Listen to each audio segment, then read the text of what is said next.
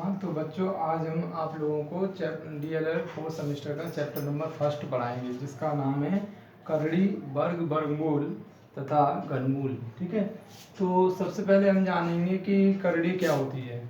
तो करड़ी के बारे में आप जानेंगे।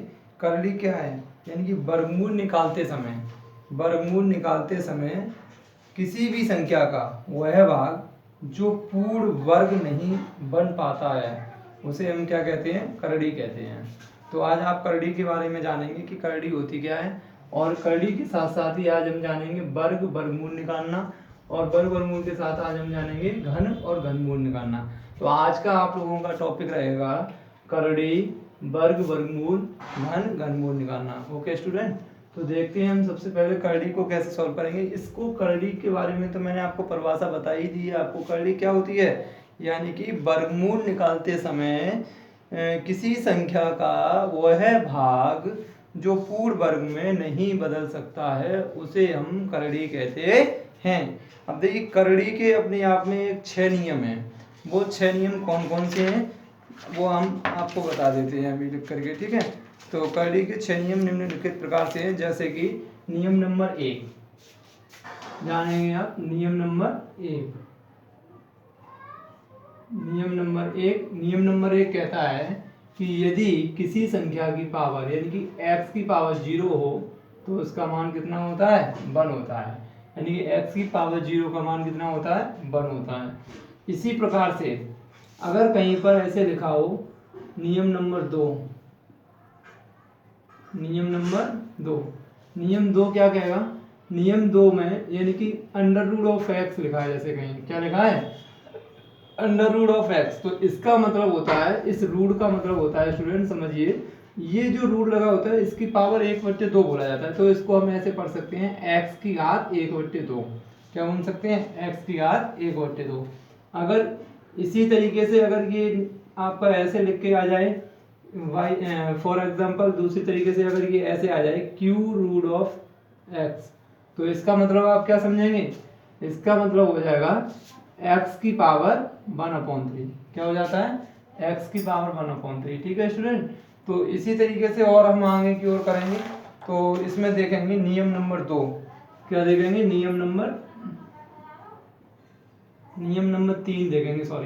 नियम नंबर 3 कहता है यदि कोई भी करड़ी है उस पर पावर माइनस हो, जैसे सपोज दैट x की पावर -1 है, तो इसको हम किस तरीके से लिखते हैं, इसको लिख देते हैं 1/x नियमानुसार। ठीक है, यानी कि x इनवर्स को हम क्या लिखते हैं, 1/x लिखते हैं। इसी प्रकार से चौथा नियम है हमारा नियम नंबर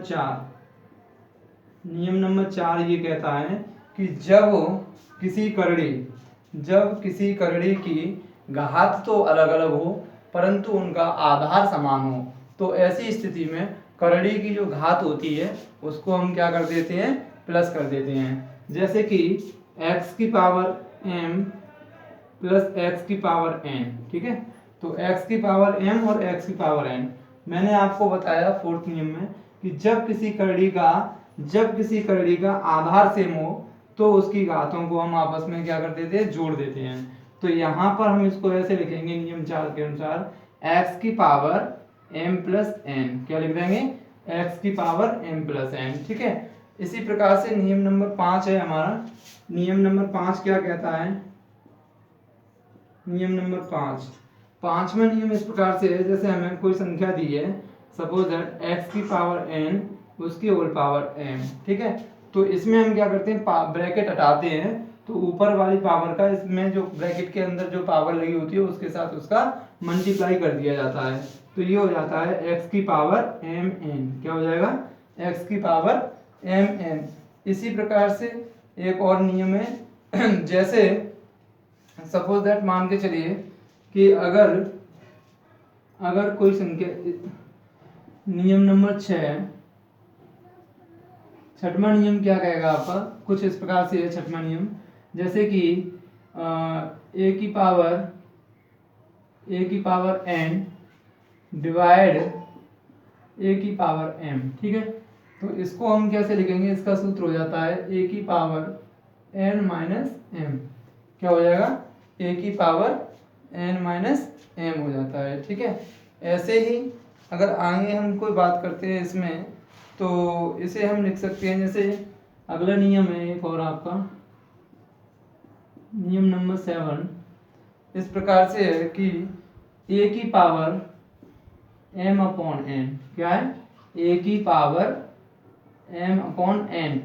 तो स्टूडेंट इसको कैसे लिखेंगे, a की पावर m अपॉन n है तो इसको हम लिख देंगे कि अंडर रूट, क्या लिखेंगे, अंडर रूट ऑफ n और a की पावर m, ठीक है ना, क्या लिख देंगे, under root of n a की पावर m, ठीक है। इस तरीके से हम लिख देते हैं।